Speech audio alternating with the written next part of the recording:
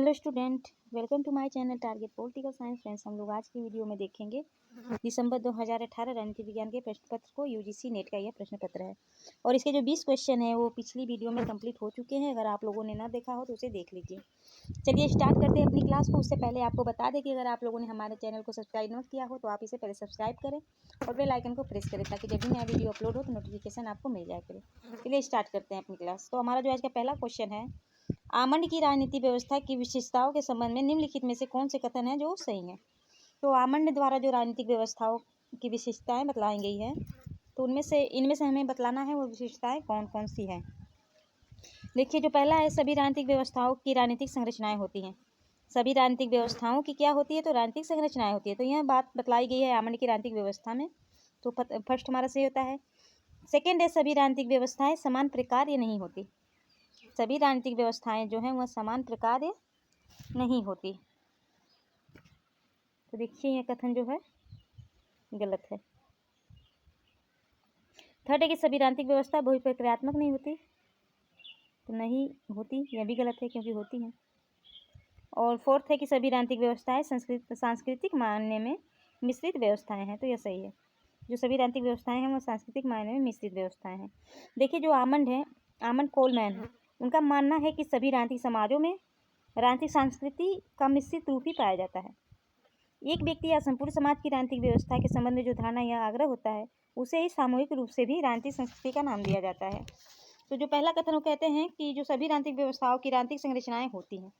राजनीतिक व्यवस्था में एक रूपता लाने के पीछे इसका जो कारण है, राजनीतिक व्यवस्था में एक रूपता लाने के पीछे राजनीतिक संस्कृति का हाथ होता है। यह पूर्णतः सही है कि जिस प्रकार की राजनीतिक संस्कृति होती है प्राय उसी प्रकार की राजनीतिक व्यवस्था कायम रहती है। तो यह कथन सही है। और देखिए, सभी राजनीतिक व्यवस्थाएं समान प्रकार नहीं होती। तो सभी राजनीतिक व्यवस्थाएं जो होती है समान प्रकार होती हैं। और थर्ड में दिया गया है कि सभी राजनीतिक व्यवस्थाएं बहुप्रक्रियात्मक नहीं होती। तो यह भी होती है, तो यह भी गलत है। फोर्थ है कि सभी राजनीतिक व्यवस्थाएं सांस्कृतिक मायने में मिश्रित व्यवस्थाएं हैं। राजनीतिक संरचनाओं का मिश्रित स्वरूप राजनीतिक व्यवस्था परंपरागत तथा आधुनिक दोनों प्रकार के विचारों और संस्थाओं का रूप में होता है। इसलिए हम जो सांस्कृतिक मायने में है वो क्या है? तो मिश्रित व्यवस्थाएं हैं राजनीतिक व्यवस्थाएं जो है। तो फर्स्ट एंड फोर्थ सही होता है हमारा। हम लोग ऑप्शन देख लेते हैं। तो ऑप्शन में सही है 2, 1 और 4। चलिए अगला क्वेश्चन है। अगला हमारा क्वेश्चन है कि डेविड स्टन ने मांगों के संदर्भ में आगतों के 4 प्रकारों की पहचान की है। तो डेविड स्टन के द्वारा जो आगतों के 4 प्रकार बतलाए गए हैं वह हमें बतलाना है। डेविड स्टन की जो एक सिद्धांत है आगत निर्गत का सिद्धांत, उसमें आपको आगतों की जो उन्होंने संख्या 4 प्रकार की बतलाई है वह आगत कौन कौन से उसकी पहचान हमें इन विकल्पों में से करनी है। तो देखिए, जो डेविड स्टन थे उन्होंने जो आगतों के 4 प्रकार पहचाने थे उनमें था व्यवहार का विनियमन, राजनीतिक व्यवस्था में भागीदारी, वस्तुओं और सेवाओं का आवंटन और संप्रेषण और सूचना। तो देखिए वह किस में है? तो ऑप्शन हमारा होगा, देखिए ऑप्शन 2 में दिया गया है व्यवहार का विनियमन, राजनीतिक व्यवस्था में भागीदारी, वस्तुओं और सेवा का आवंटन और संप्रेषण और सूचना। ये आगतों के प्रकार हैं जो डेविड स्टन द्वारा दिए गए हैं। डेविड स्टन का निवेश निर्गत यानी आगत निर्गत मॉडल जो दिया गया है उसके अंतर्गत ये चारों बतलाए गए हैं आगत के अंतर्गत। चलिए अगला क्वेश्चन है। अगला जो हमारा प्रश्न है कि किसने कहा है संविधान के बिना सरकार अधिकार बिना शक्ति के समान है। संविधान के बिना सरकार अधिकार बिना शक्ति के समान है। तो यह कथन था थॉमस पेन का। थॉमस पेन ने कहा था कि संविधान के बिना सरकार जो है वह अधिकार बिना शक्ति के समान है। देखिए, जो थॉमस पेन है इन्होंने एक पुस्तक लिखी थी। उनकी पुस्तक का नाम था rights of man. Thomas pen की पुस्तक का नाम क्या था? राइट्स ऑफ मैन, जो कि आपके इसमें पूछी गई है। यूजीसी नेट में इनकी बुक को मिलान करने के लिए पूछा गया है। तो थॉमस पेन की पुस्तक का क्या नाम है? राइट्स ऑफ मैन, जो 1972 में लिखी गई। राइट्स ऑफ मैन जो पुस्तक है यह लिखी गई 1972 में। और इन्होंने अपनी पुस्तक में लिखा कि प्रतिनिधित्व को लोकतंत्र के साथ मिला देने से सत्ता की सबसे निष्पक्ष और सबसे समावेशी व्यवस्था तैयार होगी। क्या कहते हैं? राइट्स ऑफ मैन में जो पेन है उन्होंने लिखा है कि प्रतिनिधित्व को लोकतंत्र के साथ मिला देने से सत्ता की सबसे निष्पक्ष और सबसे समावेशी व्यवस्था जो होगी वह तैयार होगी। यह कथन था थॉमस पेन का। तो इनकी पुस्तक का नाम क्या था? इनकी पुस्तक का नाम है राइट्स ऑफ मैन, जो पब्लिश हुई थी 1972 में। जो थॉमस पेन है वो एक लेखक भी थे, एक आविष्कारक भी थे, एक बुद्धिजीवी थे और एक क्रांतिकारी के रूप में भी इन्हें जाना जाता है। और जो अमेरिकी जो क्रांति हुई थी उनमें इनका महत्वपूर्ण योगदान था। इन्होंने महत्वपूर्ण भूमिका निभाई थी थॉमस पेन ने। चलिए अगला क्वेश्चन देखते हैं। अगला हमारा क्वेश्चन है कि निम्नलिखित में से कौन से कथन है जो सही हैं। तो इनमें से हमें सही कथन बतलाना है। तो पहला है, स्विट्जरलैंड के फेडरल काउंसलर पर महाभियोग चलाया जा सकता है। सही कथन बतलाना है, स्विट्जरलैंड के फेडरल काउंसलर पर महाभियोग चलाया जा सकता है। तो देखिए हमें क्या बतलाना है सत्य कथन पर, ये गलत है तो ये नहीं होगा। सेकंड है, अमेरिकन कांग्रेस के संयुक्त सत्रों की अध्यक्षता उपराष्ट्रपति करते हैं। अमेरिकन कांग्रेस की सत्रों की अध्यक्षता कौन करता है? तो उपराष्ट्रपति करते हैं, तो यहाँ सही है। थर्ड है, भारत के राष्ट्रपति ने भारतीय संसद को एक बार संदेश भेजा है। भारत के राष्ट्रपति ने भारतीय संसद को एक बार संदेश भेजा, तो देखिए ये गलत है। फोर्थ है कि ब्रिटेन के प्रधानमंत्री सिविल सेवाओं और सरकारी एजेंसियों की प्रचालन की निगरानी करते हैं। ब्रिटेन के जो प्रधानमंत्री हैं वो सिविल सेवाओं और सरकारी एजेंसियों के प्रचालन की निगरानी करते हैं, तो यह सही है। तो हमारा ऑप्शन कौन सही हुआ इसमें? हमारा ऑप्शन सही हुआ ऑप्शन 2 और 4। तो देखिए ऑप्शन में क्या दिया गया है, ऑप्शन 2 सही है। देखिए ऊपर हिंदी में 1 दिया गया है, पर जो इंग्लिश का ऑप्शन है उसमें देखिए सही दिया गया है 2 और 4। आयु द्वारा इंग्लिश का ही सही माना जाता है। चलिए अगला क्वेश्चन है। अगला है कि मैकुलोच बनाम मैरीलैंड वाद के निर्णय में अमेरिकन उच्चतम न्यायालय ने पहली बार किस सिद्धांत की स्थापना की? मैकुलोच बनाम मैरीलैंड वाद का निर्णय में अमेरिकन उच्चतम न्यायालय ने पहली बार किस सिद्धांत की स्थापना की? तो इसमें जो होगा देखिए, इन्होंने संघीय शासन पर राज्यों की उत्कृष्टता की बात की थी। जो मैकुलोच बनाम मैरीलैंड वाद था उसके निर्णय में जो अमेरिकन उच्चतम न्यायालय ने पहली बार जो स्थापना की थी, किसकी की थी? तो संघीय शासन पर राज्यों की उत्कृष्टता। तो ऑप्शन 3 हमारा सही होता है। संघीय शासन पर राज्यों की उत्कृष्टता की बात की गई थी मैकुलोच बनाम मैरीलैंड वाद में। इसमें अमेरिकन उच्चतम न्यायालय ने पहली बार राज्यों पर संघीय शासन की उत्कृष्टता के सिद्धांत की स्थापना की थी। कौन से वाद में? तो मैकुलोच बनाम मैरीलैंड वाद में संघीय शासन पर राज्यों की उत्कृष्टता का उच्चतम न्यायालय द्वारा स्थापना की गई थी इसकी। चलिए अगला क्वेश्चन देखते हैं। देखिए हमारा अगला क्वेश्चन एक, पावेल के अनुसार किसी राष्ट्र की राजनीतिक संस्कृति की तीन स्तरों में आंका जा सकता है। तो इन स्तरों की पहचान करनी है हमें। तो पावेल ने जो किसी राष्ट्र की राजनीतिक संस्कृति को पहचान के लिए 3 स्तर बतलाए थे, उन स्तरों को हमें इनमें से उसका चयन करना है। तो देखिए जो पावेल के द्वारा राष्ट्र की राजनीतिक संस्कृति के स्तरों की पहचान की गई थी उनमें था राजनीतिक व्यवस्था स्तर, प्रक्रिया स्तर पर और नीति स्तर पर। तो जो देखिए हमारा राजनीतिक व्यवस्था स्तर, जनता स्तर और प्रक्रिया स्तर, तो हमारा आंसर इसमें सही होगा ऑप्शन 3, राजनीतिक व्यवस्था स्तर, प्रक्रिया स्तर और नीति स्तर। राजनीतिक व्यवस्था स्तर, प्रक्रिया स्तर और नीति स्तर, इनकी बात की गई थी पावेल के द्वारा राजनीतिक संस्कृति के पहचान के लिए। चलिए कौन कौन सी स्तर देख लिए, राजनीतिक व्यवस्था स्तर, प्रक्रिया स्तर और नीति स्तर। और इसका इंग्लिश में देखेंगे तो the political system level, the process level, the policy level. तो इनकी बात की गई थी किनके द्वारा? तो पावेल के द्वारा किसी राष्ट्र की राजनीतिक संस्कृति को इन तीनों स्तरों में आंका जा सकता है, ये कहना था पावेल का। तो ऑप्शन 3 हमारा सही होगा। चलिए अगला देखिए, अगला क्वेश्चन है कि लुसियन पाई ने उन संकटों की पहचान की जिन्हें तीसरी दुनिया के नए राज्यों को राजनीतिक विकास हासिल करने में करना पड़ता है। तो जो लुसियन पाई है उन्होंने संकटों की पहचान की उन देशों के लिए जिनको राजनीतिक विकास हासिल करने के लिए, जो राजनीतिक विकास हासिल करना चाहते हैं, उनके सामने किन संकटों को झेलना पड़ता है, इनकी बात की गई थी लुसियन पाई के द्वारा। तो लुसियन पाई ने कौन से संकट बतलाए थे? उन राज्यों को जो राजनीतिक विकास हासिल करना चाहते थे, जो तीसरी दुनिया के राज्य थे, और वह क्या हासिल करना चाहते थे? तो राजनीतिक विकास हासिल करना चाहते थे। तो उनके सामने जो संकट आए वो बतलाए गए लुसियन पाई के द्वारा कि ये संकट आ रहे हैं उन्हें राजनीतिक विकास हासिल करने में। तो कौन कौन संकट बतलाए गए थे लुसियन पाई द्वारा? तो देखिए पहचान का संकट बतलाया गया था कि उन्हें पहले अपने पहचान के लिए संघर्ष करना पड़ेगा। फिर वैधता का संकट, भेदन का संकट, भागीदारी का संकट, एकीकरण का संकट और वितरण का संकट। तो इन 6 जो संकटों की पहचान की गई थी लुसियन पाई द्वारा। देखिए जो पहचान है इसके बारे में बताया गया कि आत्म परिचय का संकट, पहचान का संकट कैसे? तो धर्म के, वंश के, जाति के, भाषा के बजाय देश पहले यानी राष्ट्र प्रेम पहले हो, वहाँ बात की गई थी पहचान के संकट की। दूसरी बात है वैधता की, तो वैधता का संकट है कि सत्ता को जनसहमति प्राप्त हो, वैधता प्राप्त हो, सत्ता को जनसहमति प्राप्त हो। थर्ड है भेदन, भेदन यानी प्रविष्टि का संकट, प्रविष्टि का संकट यानी ग्रॉस रूट तक लोकतंत्र का विस्तार हो। और फोर्थ है भागीदारी, भागीदारी या सहभागिता का संकट, सहभागिता मतलब आप नियम निर्माण, क्रियान्वयन जो किया जा रहा है, नियम निर्माण जो किया जा रहा है उसमें जन भागीदारी हो, साझेदारी हो, इसके संकट की बात की गई थी। फिफ्थ बात करते हैं एकीकरण की। एकीकरण का संकट है कि विभिन्न गुटों व समूहों की मांगों के मध्य सामंजस्य व एकीकरण, उसमें विभिन्न गुटों और समूहों की मांग उठी थी, उसके मध्य एकीकरण का संकट था कि कैसे एकीकरण किया जाए। फिर सिक्स वो बतलाते हैं वितरण का संकट।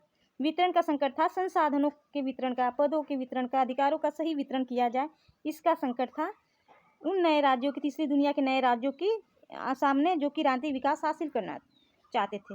और यह संकट बतलाए गए थे लुसियन पाई के द्वारा। तो ऑप्शन हमारा फर्स्ट सही होता है। देखिए आगे जो हमारा क्वेश्चन है असर्जन और रीजन का है, तो देखिए क्या अभिकथन और कारण का है। तो हम लोग क्वेश्चन देख लेते हैं। तो अभिकथन ए में दिया गया है कि आजकल अधिकांश जो विधायिकाएं हैं वह कानून नहीं बनाती बल्कि अन्यंत्र बने कानूनों को औपचारिक रूप से अनुमोदन करती हैं। आजकल अधिकांश विधायिकाएं जो है वह कानून नहीं बना रही हैं बल्कि क्या कर रही हैं, तो अनंतर बने अन्य कहीं जगह बना जो कानून है उसे औपचारिक रूप से अनुमोदन कर दे रही हैं। और कारण क्या कहता है, तो कारण कहता है कि विधायिका जो होती है वह राज्य का विधि निर्माती निकाय है। विधायिका क्या है, तो विधायिका राज्य के विधि निर्माती निकाय है। तो देखो इसमें जो क्या है, तो हमारा इसमें जो ऑप्शन सही होगा ऑप्शन 2 सही होगा हमारा। ए और आर दोनों सही है परंतु जो आर की जो व्याख्या है वह सही नहीं है, तो ऑप्शन 2 हमारा सही होगा। ए और आर दोनों सही है पर व्याख्या जो सही नहीं। देखिए अभिकथन ये क्या कह रहा है, देखिए हम कि कैसे ये सही है। तो अभिकथन ये कह रहा है कि अधीनस्थ में विधान के बारे में जिक्र किया गया है, संसद द्वारा अधीनस्थ प्राधिकरण को प्रत्यायोजित विधायी कार्यों के अनुसरण में बनाए गए नियमों और विनियमों, उपनियमों, आदेशों, योजनाओं आदि को प्रत्यायोजित अथवा अधीनस्थ विधान का नाम दिया गया है। इनमें नौकरशाहों द्वारा बनाए गए कानूनों को विधायिका द्वारा अनुमोदन कर दिया जाता है। ठीक, जो नौकरशाही द्वारा बनाए गए कानून होते हैं उन्हें विधायिका द्वारा क्या क्या कर दिया जाता है, तो अनुमोदन कर दिया जाता है।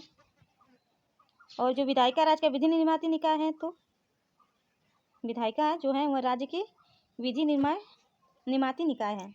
तो यह कथन सही है। कथन और कारण दोनों सही है पर जो व्याख्या की गई है, देखिए व्याख्या सही नहीं, आर से ए से संबंध नहीं है। चलिए अगला क्वेश्चन देखते हैं। देखिए अगला क्वेश्चन है, नीचे दी गई हैं 2 अनुसूचियाँ, 2 सूचियाँ दी गई हैं।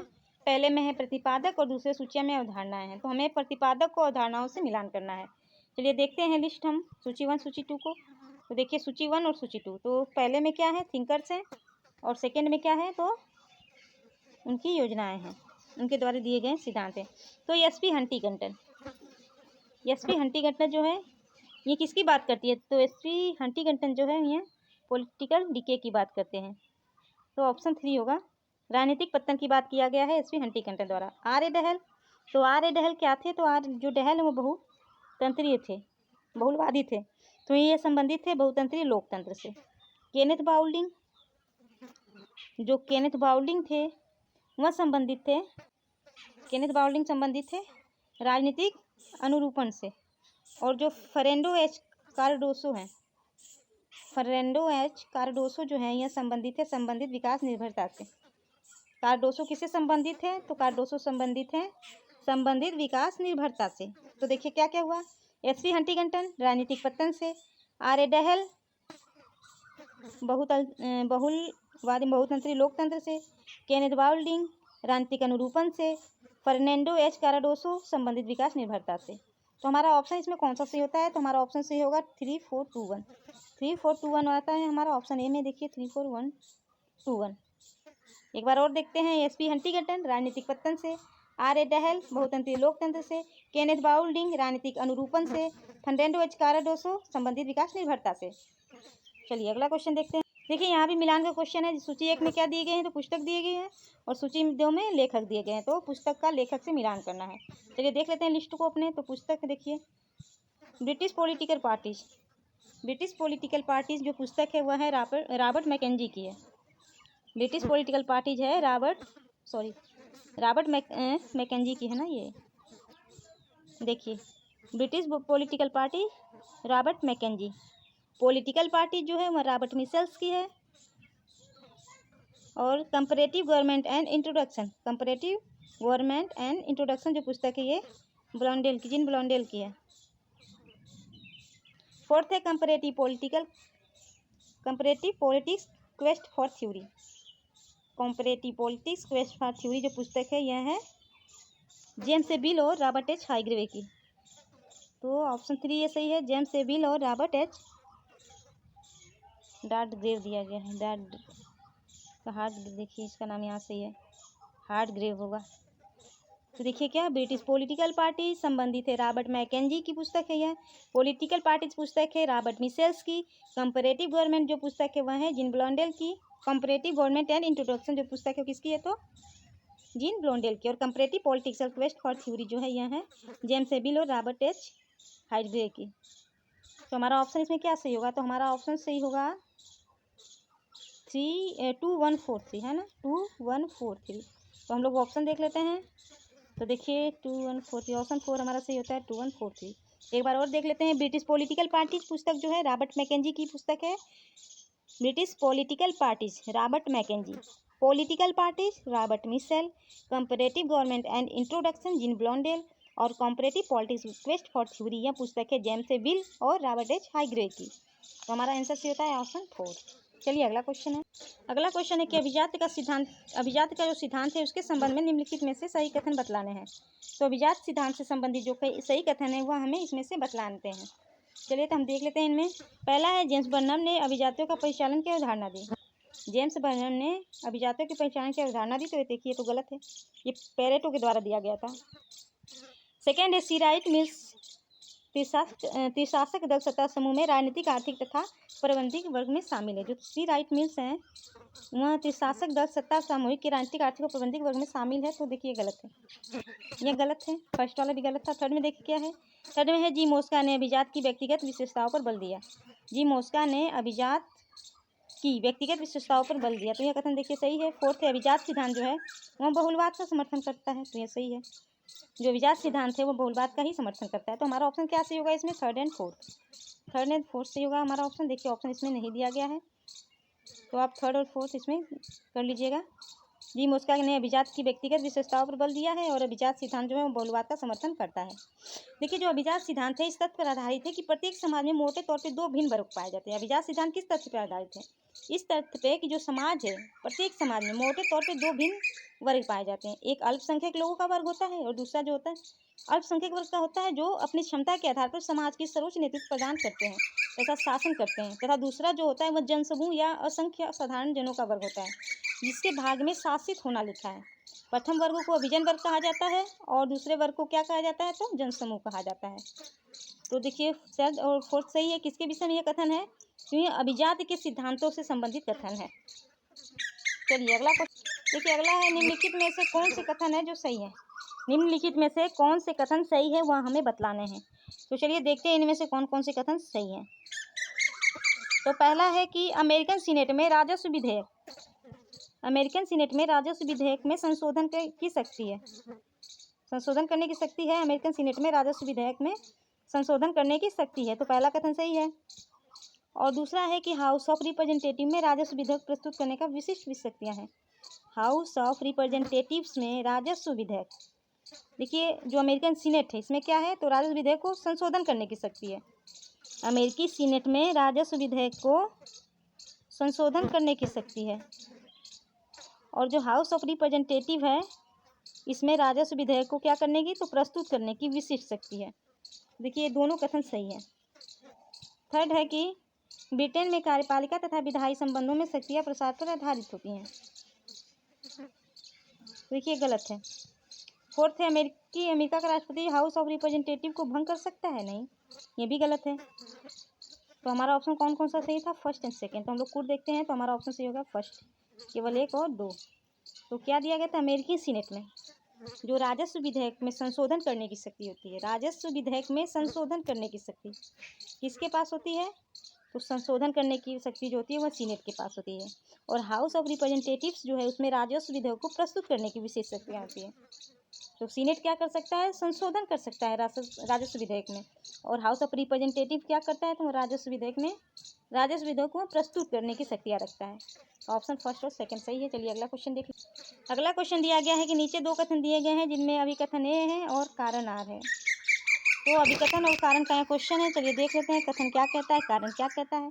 तो देखिए कथन ए है, कथन ए कहता है कि संघवाद का सार संस्थागत या संवैधानिक संरचना में नहीं अपितु स्वयं समाज में ही है। संघवाद का जो सार है वह संस्थागत या संवैधानिक संरचना में नहीं है, अपितु कहाँ है, तो स्वयं समाज में, स्वयं समाज में है। क्या, तो संघवाद का सार। और जो कारण है, कारण क्या कहता है, कारण कहता है कि गठबंधन सरकारें विजातीय समाज में सरकार का सर्वाधिक उपयुक्त है। जो गठबंधन सरकारें हैं वह विजातीय जो समाज होता है वहाँ सरकार की सर्वाधिक उपयुक्त रूप है। तो देखिए इनमें देखिए कथन जो है वह सही है और कारण जो है वह भी सही है।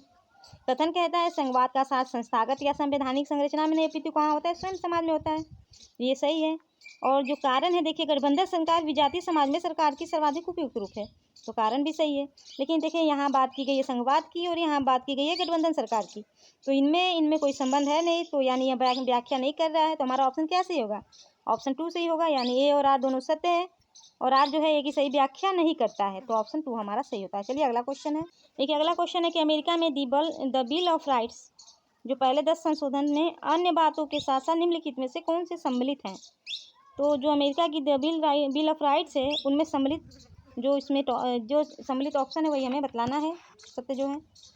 तो देखिए सभा करने का अधिकार, शीघ्रवाद सुनवाई का अधिकार, सामाजिक सुरक्षा भत्ते का अधिकार, और सेकंड में है सुरक्षा का अधिकार, जीवन का अधिकार, सभा करने का अधिकार, सामाजिक सुरक्षा भत्ते का अधिकार। जो थर्ड है उसमें है सभा करने का अधिकार, शस्त्र वहन करने का अधिकार, शीघ्रवाद सुनवाई का अधिकार, अनुपयुक्त तफसील जो तफ्तीश होती है उसके विरुद्ध सुरक्षा का अधिकार। तो देखिए ये कथन सही है, ऑप्शन 3 हमारा सही है। जो अधिकारों का विधेयक संयुक्त राज्य अमेरिका के संविधान के पहले 10 संशोधनों द्वारा सामूहिक नाम है वह है सभा करने का अधिकार, शस्त्र वहन करने का अधिकार, शीघ्रवाद सुनवाई करने का अधिकार, अनुपयुक्त तफ्तीश के विरुद्ध सुरक्षा का अधिकार की बात की गई है। तो ऑप्शन 3 हमारा सही होता है अमेरिका के बिल ऑफ राइट्स में। चलिए अगला क्वेश्चन है। देखिए अगला क्वेश्चन है ल्यूकस द्वारा वर्णित शक्ति के 3 रूपों में निम्नलिखित में से कौन सम्मिलित है। जो ल्यूकस है उन्होंने जो शक्ति के 3 रूप बतलाए हैं उनमें कौन सम्मिलित नहीं है। तो ल्यूकस के द्वारा जो शक्ति के 3 रूपों में से सम्मिलित नहीं है वह हमें बतलाने हैं। देखिए जो पहले हम बता दे रहे हैं तो आप उसके आधार पर आंसर आराम से निकाल लेंगे। जो देखिए स्टीवन ल्यूकस जो थे उनका कहना है कि शक्ति के 3 चेहरे हैं, इन्होंने शक्ति के 3 रूप माने हैं और जिनके पास शक्ति है वे अपनी इच्छा से अपने हितों के अनुरूप निर्णय लेते हैं। जिनके पास शक्ति है वह अपनी इच्छा और अपने हितों के अनुरूप क्या लेते हैं, तो निर्णय लेते हैं। जिनके पास शक्ति है वह दूसरों का निर्णय नहीं लेने देते हैं। जिनके पास शक्ति है वह खुद का निर्णय लेते हैं, जिनके पास शक्ति है वो दूसरों का निर्णय नहीं लेने देते हैं तथा वे शक्तिहीनों की इच्छा या चेतना को बदल देते हैं। शक्तिशाली लोग शक्तिहीनों की चेतना को ऐसा बना देते हैं जो स्वयं उनके हितों के विरुद्ध होती है। इसलिए ल्यूकस ने कहा है कि शक्ति वह क्षमता है जिसके द्वारा शक्तिशाली लोग दूसरों को उनके हितों के विरुद्ध प्रभावित करते हैं। वर्तमान समाजशास्त्र में ल्यूकस को विचारों को काफ़ी स्वीकृति प्राप्त की गई है। तो देखिए क्या क्या बात किया गया। ल्यूकस जो शक्ति के 3 रूप बतलाते हैं, देखिए निर्णय लेने की शक्ति की बात करते हैं, विचार नियंत्रण की बात करते हैं, वह दूसरे के निर्णय को नहीं लेने देते। तो यह किसका की व्याख्या करती है, तो विचार नियंत्रण की व्याख्या करती है। और क्षमता विवर्धन, देखिए क्षमता विवर्धन की बात वे कहीं नहीं करते हैं, क्षमता विवर्धन की बात वो कहीं नहीं करते हैं, तो हमारा ऑप्शन 3 ही सही होगा। और फोर्थ है कि कार्य सूची तय करना, तो जो शक्तिशाली होते हैं वो अपने हितों के अकॉर्डिंग अपनी कार्य सूची भी तय कर लेते हैं, तो फोर्थ सही है। तो हमारा पहला क्या था, निर्णय निर्माण, सेकेंड विचार नियंत्रण, थर्ड कार्य सूची तय करना। ये तीनों बात की गई है ल्यूकस द्वारा। और शक्ति के 3 रूप बतलाए हैं ल्यूकस ने, कौन कौन, decision making, thought control and agenda setting. तो ये तीनों बात की गई है ल्यूकस द्वारा, क्षमता विवर्धन की बात नहीं की गई। तो हमारा ऑप्शन सी होता है थर्ड, क्षमता विवर्धन नहीं है। देखिए अगला क्वेश्चन है कि राजनीतिक समाजीकरण के प्रमुख अभिकर्ता हैं। राजनीतिक समाजीकरण है उनके प्रमुख अभिकर्ता क्या है, प्रमुख अभिकर्ता क्या है, यानी प्राइमरी एजेंट्स। राजनीतिक समाजीकरण के प्राइमरी एजेंट यानी पहला जो अभिकर्ता होता है वह क्या होता है। तो देखिए राजनीतिक समाजीकरण का जो पहला अभिकर्ता होता है वह होता है परिवार और सामाजिक वर्ग। परिवार और सामाजिक वर्ग। राजनीतिक सामाजिकरण का जो पहला प्रमुख अभिकर्ता होता है कौन होता है? पहला प्रमुख अभिकर्ता होता है परिवार होता है। तो पहले परिवार में होता है, फिर उसके बाद समाज में। तो परिवार और सामाजिक वर्ग। देखिए, राजनीतिक समाजीकरण के प्रमुख अभिकर्ता हैं परिवार और सामाजिक वर्ग। सामाजिकरण वह प्रक्रिया है जो मनुष्य को बाल्यकाल से अंतिम क्षणों तक जीवन के सभी क्षेत्रों का ज्ञान उपलब्ध कराती रहती है। यह एक सतत प्रक्रिया है। इसका सर्वप्रथम अभिकर्ता जो होता है वो परिवार होता है। मनुष्य जैसे जैसे बड़ा होता है वैसे वैसे उसके सामाजिकरण का क्षेत्र भी बढ़ता जाता है। संसार में ऐसी कोई औपचारिक संस्था नहीं है जहाँ सामाजिकरण की विशेष शिक्षा दी जाती है। मनुष्य परिस्थितियों से ही सीखता है। सामाजिकरण को परिभाषित करते हुए जो जॉनसन एक थिंकर है, उन्होंने सामाजिकरण को परिभाषित करते हुए कहा है कि सामाजिकरण एक प्रशिक्षण है जो प्रशिक्षार्थी को समाज में उसकी भूमिका निभाना सिखाता है। सामाजिकरण एक प्रशिक्षण है जो प्रशिक्षार्थी को समाज में उसकी भूमिका निभाना सिखाता है। यह बात कौन करते हैं? तो यह बात करते हैं जॉनसन कहते हैं। और आमंड और पावेल जो हैं उन्होंने कहा है कि राजनीतिक समाजीकरण वह प्रक्रिया है जिसके द्वारा राजनीतिक संस्कृति का अनुरक्षण और उनका परिवर्तन किया जाता है तथा लोगों को राजनीतिक में दीक्षित करने के लिए उनके विचारों का निर्माण किया जाता है। यह कथन है आमंड और पावेल का। आमंड और पावेल क्या कहते हैं कि राजनीतिक समाजीकरण वह प्रक्रिया है जिसके द्वारा राजनीतिक संस्कृतियों का अनुरक्षण होता है और उनका परिवर्तन होता है तथा लोगों को राजनीतिक में दीक्षित करने के लिए उनके विचारों का निर्माण किया जाता है। यह कथन है आमंड और पावेल का। तो जो राजनीतिक समाजीकरण के प्रमुख अभिकर्ता है वह कौन है? तो जो प्राइमरी एजेंट है वह है परिवार और सामाजिक वर्ग। ऑप्शन 2 हमारा सही होता है। चलिए अगला क्वेश्चन है। देखिए, यहाँ दी गई है दो सूचियाँ। सूची 2 में विद्वान है, सूची 1 में क्या है? तो राजनीतिक विकास का वर्णन है। तो राजनीतिक विकास का वर्णन किस विद्वान से जुड़ा है यह हमें देख के बताना है। तो देखिए सूचियाँ देख लेते हैं। चलिए देखिए, पहले जो है राजनीतिक आधुनिकीकरण। राजनीतिक आधुनिकीकरण, तो राजनीतिक आधुनिकीकरण की बात कौन करता है? तो यह एम.एस. लिप्सेट करते हैं। पॉलिटिकल मॉडर्नाइजेशन जो है इससे संबंधित है एस.एम. लिप्सेट। लोकतंत्र का निर्माण, तो लोकतंत्र का निर्माण जो है ये संबंधित है किससे? तो ये संबंधित है रोनाल्ड पेनॉक से। तो रोनाल्ड पेनॉक, हाँ जे रोनाल्ड पेनॉक। देखिए फर्स्ट ऑप्शन जो है जे रोनाल्ड पेनॉक है, लोकतंत्र के निर्माण से जुड़े। राष्ट्र राज्य का प्रचालन, राष्ट्र राज्य का प्रचालन जो है सिल्स का है, एडवर्ड सिल्स का। राष्ट्र राज्य का प्रचालन है एडवर्ड सिल्स का। और जो प्रशासनिक तथा विधायी विकास है यह संबंधित है प्रशासन तथा विधायी विकास, एडमिनिस्ट्रेटिव एंड लीगल डेवलपमेंट जो संबंधित है वह है टॉलकॉट पर्सन से। देखिए एक बार क्या देख लेते हैं फिर। राजनीतिक आधुनिकीकरण से जुड़े हैं एस.एम. लिप्सेट। लोकतंत्र का निर्माण की बात करते हैं जे रोनाल्ड पेनॉक। राष्ट्र राज्य के प्रचालन की बात की है एडवर्ड सिल्स ने। और प्रशासनिक तथा विधायी विकास बात करते हैं टॉलकॉट पर्सन। तो हमारा ऑप्शन इसमें सही होता है 2143 हमारा ऑप्शन सही होता है। ऑप्शन 2143। तो राजनीतिक आधुनिकीकरण एम.एस. लिप्सेट, लोकतंत्र का निर्माण जे रोनाल्ड पेनॉक, राष्ट्र राज्य का प्रचालन एडवर्ड सिल्स और प्रशासनिक तथा विधायी विकास की बात करते हैं टॉलकॉट पर्सन। तो ऑप्शन 2 हमारा सही होता है। चलिए अगला क्वेश्चन है। देखिए अगला क्वेश्चन है कि निम्नलिखित में से कौन से आर.एन. लिप्सफर्ड द्वारा वर्णित दलीय व्यवस्था के प्रकार है? तो आर.एन. लिप्सफर्ड द्वारा जो दलीय व्यवस्था की बात की गई है, प्रकार बतलाए गए हैं, वो हमें इसमें से चयन करना है। तो देखिए आर.एन. लिप्सफर्ड द्वारा जो वर्णित दलीय व्यवस्था है उनमें सहमति जन दलीय व्यवस्था है, संघर्षशील दलीय व्यवस्था है, समायोजनशील दलीय व्यवस्था है। सहमति जन्य, संघर्षशील और समायोजनशील। तो चलिए देख लेते हैं कौन सा है हमारा। तो देखिए फर्स्ट ऑप्शन ही सही है, सहमति जन्य दलीय व्यवस्था, संघर्षशील दलीय व्यवस्था और समायोजनशील दलीय व्यवस्था। इन तीनों की बात की गई है किसके द्वारा? तो आर.एन. लिप्सफर्ड द्वारा। तो ऑप्शन हमारा फर्स्ट सही होता है। आर.एन. लिप्सफर्ड द्वारा वर्णित दलीय व्यवस्था है सहमति जन्य दलीय व्यवस्था, सेकेंड है संघर्षशील दलीय व्यवस्था और थर्ड है समायोजनशील दलीय व्यवस्था। सहमति जन्य दलीय व्यवस्था, संघर्षशील दलीय व्यवस्था और समायोजनशील दलीय व्यवस्था, ये तीनों प्रकार बतलाए गए हैं आर.एन. लिप्सफर्ड द्वारा वर्णित दलीय व्यवस्था के प्रकार बतलाए गए हैं लिप्सफर्ड द्वारा। तो ऑप्शन फर्स्ट हमारा सही होता है। चलिए अगला देखिए, निम्नलिखित में से कौन से राजनीतिक संस्कृति के परिवर्ती एसी फाइनर द्वारा सुझाए गए हैं? तो राजनीतिक संस्कृति के परिवर्ती जो वेरिएबल्स हैं वह एसी फाइनर द्वारा जो सुझाए गए हैं राजनीतिक संस्कृति के संबंध में, वह हमें बतलाना है। तो देखिए जो राजनीतिक संस्कृति के संबंध में फाइनर द्वारा सुझाए गए हैं वह हैं, तो हमारा इसमें ऑप्शन जो होगा ऑप्शन 4 होगा। परिपक्व राजनीतिक संस्कृति, विकसित राजनीतिक संस्कृति और निम्न राजनीतिक संस्कृति। परिपक्व राजनीतिक संस्कृति, विकसित राजनीतिक संस्कृति और निम्न राजनीतिक संस्कृति। और एक है पूर्व फ्रांसीसी क्रांति समअल्पस्तरीय राजनीतिक संस्कृति, जो इसमें दिया नहीं गया है। तो देखिए जो एस.एम. फाइनर है, फाइनर ने कहा है कि राजनीतिक संस्कृति मुख्यतः शासकों द्वारा राजनीतिक संस्थाओं तथा प्रक्रियाओं की वैधता से संबंधित है। राजनीतिक संस्कृति क्या है? तो राजनीतिक संस्कृति जो है वह शासकों, राजनीतिक संस्थाओं तथा प्रक्रियाओं की वैधता से क्या है? तो संबंधित है। और कहते हैं जो फाइनर की पुस्तक है द मैन ऑफ हॉरेक्सबर्ग, जो द मैन ऑफ हॉरेक्सबर्ग इनकी पुस्तक है जो राजनीतिक संस्कृति के, जिसमें राजनीतिक संस्कृति के जो चारों रूप हैं बतलाए गए हैं। इनमें से देखिए 3 रूप है, एक रूप और बताया मैंने ना, पूर्व फ्रांसीसी क्रांति और सम अल्पस्तरीय राजनीतिक संस्कृति जो है इसका चौथा रूप है। तो ये चारों रूप कहाँ बताए हैं सिर्फ फाइनर ने अपनी पुस्तक द मैन ऑन हॉरेक्स में। तो देखिए जो इनका पहला है परिपक्व राजनीतिक संस्कृति, जिसे पूर्ण राजनीतिक संस्कृति भी कहा जाता है। यह संस्कृति ब्रिटेन, ऑस्ट्रेलिया, नीदरलैंड में पाई जाती है। इसमें राजनीतिक सर्वसम्मति व संगठन की मात्रा बहुत ऊंची होती है। इसमें सैनिक शक्ति का प्रयोग करने से परहेज किया जाता है। इसके अंतर्गत शासन की सर्वोच्चता सत्ता पर नागरिक सरकार का ही अधिकार रहता है। यह संस्कृति राजनीतिक स्थिरता, जहाँ राजनीतिक स्थिरता पाई जाती है उन देशों में पाई जाती है। तो जो परिपक्व राजनीतिक संस्कृति कहाँ पाई जाती है? उन देशों में जहाँ राजनीतिक जो स्थिरता वाले देश होते हैं। तो कौन कौन फाइनर द्वारा बतलाए गए हैं? तो फाइनर द्वारा बतलाए गए हैं ब्रिटेन, ऑस्ट्रेलिया, नीदरलैंड, वहाँ पाई जाती है परिपक्व राजनीतिक संस्कृति। और सेकेंड है विकसित राजनीतिक संस्कृति। विकसित राजनीतिक संस्कृति जो है, यह संस्कृति जो है वह मिस्र, अल्जीरिया और क्यूबा जैसे देशों में पाई जाती है। फाइनर के द्वारा बतलाया गया है कि विकसित राजनीतिक संस्कृति जो है वह मिस्र, अल्जीरिया और क्यूबा जैसे देशों में पाई जाती है। इस प्रकार की राजनीतिक संस्कृति राजनीतिक स्थिरता के साथ साथ सैनिक खतरों में भी भयभीत रहती है।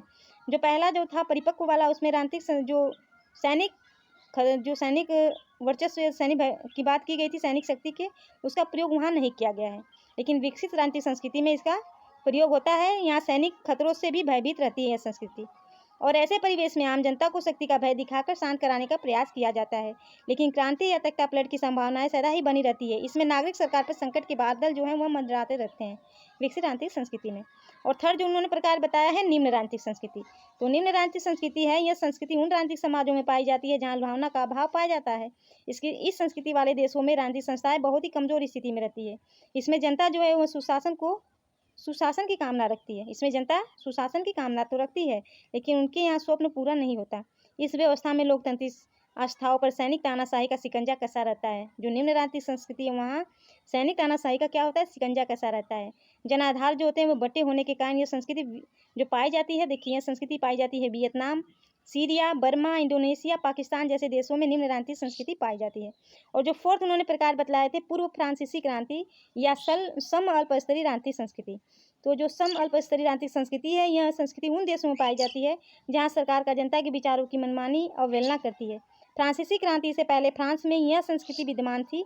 आज इस संस्कृति के लिए कोई स्थान नहीं है। तो यह जो संस्कृति है वह धीरे धीरे समाप्त हो चुकी है, जो केवल फ्रांस में ही थी।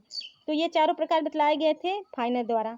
तो जो फाइनर है उन्होंने राजनीतिक संस्कृति परिवर्ती के राजनीतिक संस्कृति के जो 4 प्रकार बतलाए थे कौन कौन? तो परिपक्व राजनीतिक संस्कृति, विकसित राजनीतिक संस्कृति और निम्न राजनीतिक संस्कृति। और चौथा जो था पूर्व फ्रांसीसी क्रांति यानी सम अल्पस्तरीय राजनीतिक संस्कृति, जो अब समाप्त हो चुकी है। तो ऑप्शन 4 हमारा सही होगा। फ्रेंड्स, अब अगला क्वेश्चन हम जो बाकी का क्वेश्चन है नेक्स्ट वीडियो में करेंगे। अगर आप लोगों को क्लास पसंद आई हो तो आप लोग इसे जरूर लाइक करें और अपने दोस्तों में ज़्यादा से ज़्यादा शेयर करें। और अगर आप लोगों ने चैनल को सब्सक्राइब ना किया हो तो आप सब्सक्राइब करें। चलिए मिलते हैं नेक्स्ट वीडियो में। धन्यवाद।